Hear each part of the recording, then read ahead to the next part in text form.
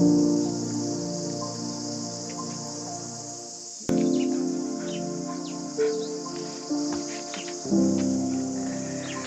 Morning friends.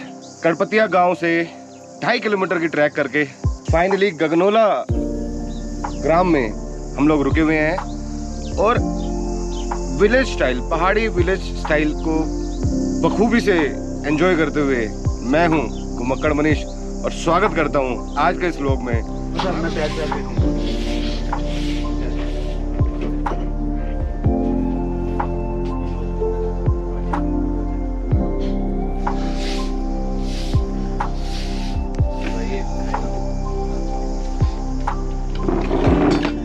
है, मजा ये चटनी है, चटनी खट्टे।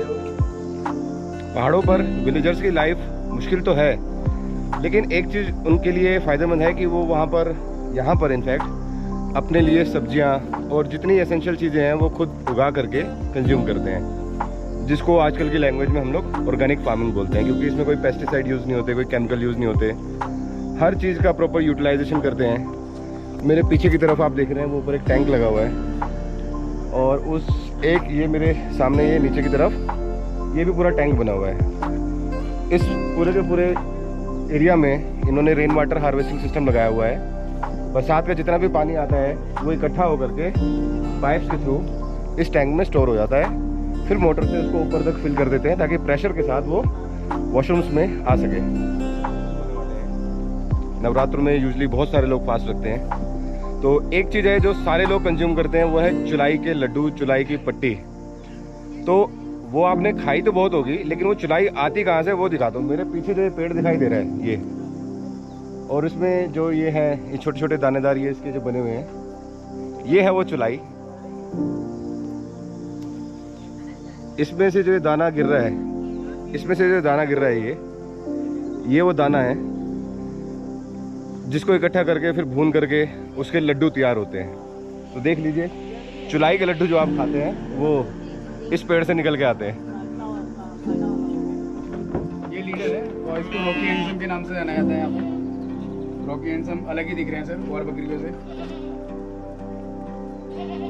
इसके सींग ये 3 बकरियां मार चुका है सर। इजीली ये हमें नुकसान पहुंचा सकता है, तो इस वजह से दिनेश भाई ने इसको दबा रखा है। बकरी को इस तरह के बाड़े में रखा जाता है, रीज़न बिंग क्योंकि लेपर्ड काफ़ी हैं यहाँ पर, तो अगर ऐसे सेफ करके बांध के उनको नहीं रखेंगे, कैप्टिविटी में नहीं रखेंगे, तो लेपर्ड उठा के ले जाएगा और खा जाएगा। 1 मीटर यहाँ रखा है।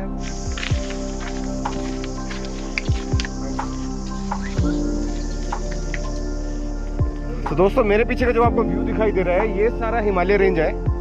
ये पूरी की पूरी रेंज है जहाँ पर नंदा देवी और आपका पंचशूली, बद्रीनाथ जी, केदारनाथ जी, वो जितने भी हिल्स हैं वो सारे उसी रेंज में आते हैं। बहुत ही शानदार नज़ारा है इस टाइम, बर्फ़ से ढकी हुई स्नो पीक्स इस टाइम भी वहाँ यहाँ से हमें क्लियरली विजिबल है, क्लियरली, क्योंकि कोहरा बिल्कुल हट चुका है और आसमान एकदम साफ है। तो हम लोग यहाँ से खड़े होकर के वो सारी पीक्स देख पा रहे हैं बड़ी ईजिली।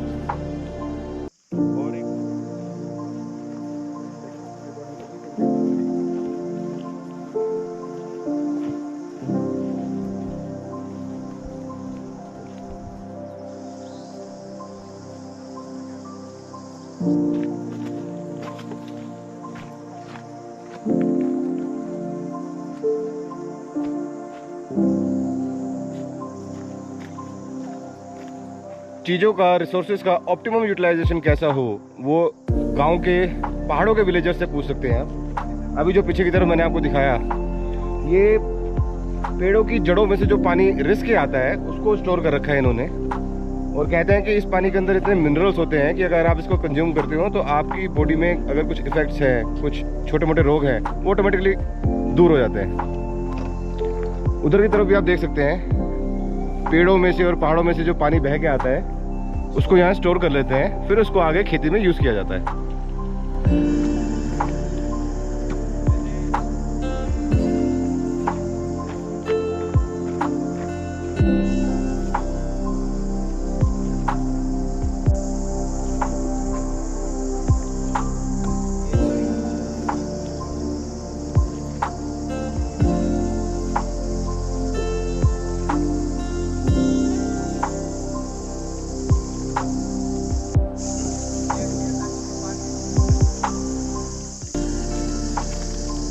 तो ये जो आप पीछे देख रहे हैं, ये जो जंगल है, ये हमारे ग्राम सभा का जंगल है, कटनौला विलेज का।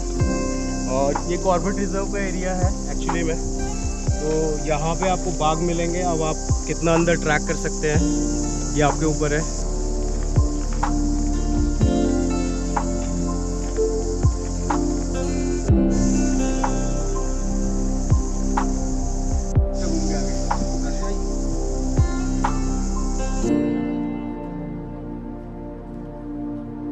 पहाड़ों पर ऊपर नीचे जिगजैग पत्थरों में से होते हुए, घूमते फिरते, ट्रैक करते हुए, छोटे छोटे पानी के स्रोत, छोटे छोटे झरने और ट्रैकिंग का पूरा ही आनंद ले रहे हैं। आज दिनेश भाई सामने पहुंच चुके हैं और ज़्यादा एडवेंचरस हो रहे हैं और उस पत्थर पर बैठने की कोशिश कर रहे हैं, जो हम करने नहीं देंगे। यहीं से फ़ोटो खींच के खुश करा देते हैं उनको। काफ़ी देर ट्रैकिंग करने के बाद थोड़ी देर सुस्ताए हम लोग यहाँ बैठ कर, क्योंकि धूप सीधी आ रही है, छाँव लिमिटेड जगह ही अवेलेबल है। तो व्यू देखिए, अमेजिंग व्यू। और सामने की तरफ वो पंचछुरी पीक जो हमने ऊपर से दिखाई थी वो अभी भी विजिबल है। मतलब इस जगह पूरा एक्सप्लोर करने के लिए आपको लगभग 3 से 4 दिन चाहिए। इतनी जगह है यहाँ पर घूमने के लिए। तो दिनेश भाई, बिल्कुल, अगर आपको असली उत्तराखंड देखना है तो आप यहाँ ज़रूर आएँ और कम से कम 3 दिन का आप बना के आएँ।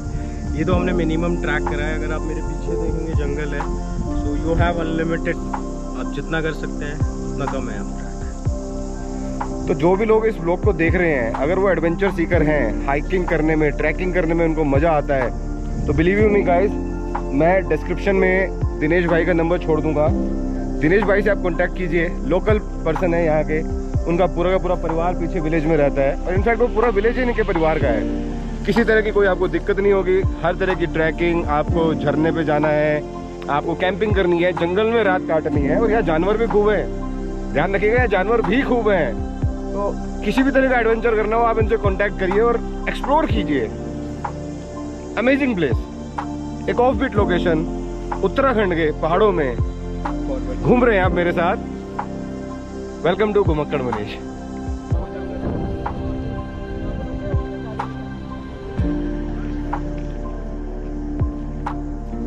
तो कैसे लगा ट्रैक करके जयसवाल? कल मैंने आपको बता दिया था रास्ते में ही कि ट्रैकिंग जो है मेरे लिए बड़ा यादगार है और मैं इसको बयान नहीं कर सकता, सच बता रहा हूँ। और मैं सर एक चीज़ और इसमें जोड़ना चाहूँगा, कुछ चीज़ें होती है ना वो बयान नहीं कर सकते। वो जब ब्लॉग पूरी रेडी हो जाएगी आप उसको देखना और अंदाज़ा लगाना कि उस ब्लॉग के अंदर आप हो और पसंद आए। हाँ, तो इसको फील करने आप भी आए यहाँ पे। यस, सबसे मेन चीज़ है। तो सच में हमें लगेगा कि आपको ये जगह पसंद आई और जैसे हमने आपको दिखाने की कोशिश करी वो तरीका भी आपको पसंद आया। बिल्कुल। तो वापस चल रहे हैं अपने होटल, अपने रूम्स की तरफ। होटल तो नहीं है यहाँ, लेकिन होटल से ज़्यादा अच्छा है। द काफल हाउस की तरफ वापस चलते हैं। तो दोस्तों समय आ गया है द काफल हाउस को बाय बाय करने का। और मैं आपको कुछ लोगों से मिलवाता हूँ जिन्होंने हमारे यहाँ बहुत सेवा करी और हमें ऐसा फील ही नहीं होने दिया कि हम लोग पहली बार इस प्रॉपर्टी में आए हैं। ये हैं हमारे नरपत भाई, मोहन भाई और अमर भाई, जिन्होंने बड़ा ही शानदार लजीज खाना बनाया पहाड़ों का। और रात के लिए हमारे बड़ी सारी डिशेस बनाई, सुबह हमें बहुत शानदार ब्रेकफास्ट बनाया और अभी हम खाना पैक करा के अपने साथ ले जा रहे हैं और हम ऊपर बैठ के खाएंगे। तो thank you so very much. आप लोगों को साथ रह के टाइम बिता के बहुत अच्छा लगा और उम्मीद करते हैं कि जल्दी दोबारा वापस आएंगे और फिर आपके साथ टाइम बिताएंगे। Thank you so much. Thank you guys, thank you भाइयों, बहुत बहुत धन्यवाद।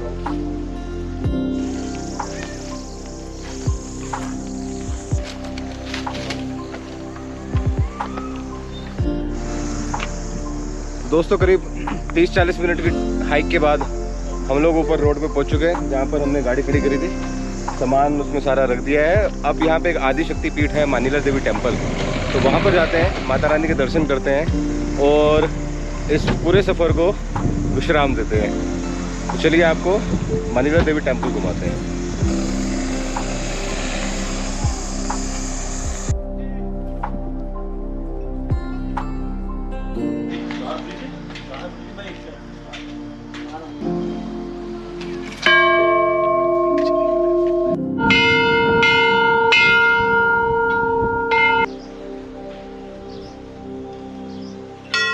दोस्तों गर्भगृह के अंदर वीडियोग्राफी अलाउड नहीं थी, इस वजह से वहाँ हम आपको ले जा नहीं पाए, लेकिन दर्शन हमने कर लिए और दर्शनों के करने के साथ ही हमारा ये टूर यहीं पे समाप्त होता है।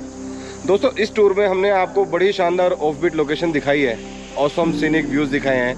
तो अगर पसंद आया हो तो लाइक ज़रूर करना, और अभी तक अगर आपने मेरे चैनल घुमक्कड़ मनीष को सब्सक्राइब नहीं करा है तो सब्सक्राइब करें, लाइक करें और सब्सक्राइब कर रहे हैं, फिर सब्सक्राइब करें, चलो दो बार कर लें, और शेयर जरूर करें। शेयर ज़रूर करें। तो दोस्तों इस व्लॉग को हम लोग यहीं पे ख़त्म करते हैं और फिर मिलेंगे आपसे किसी नए व्लॉग में, किसी नई ऑसम डेस्टिनेशन पे।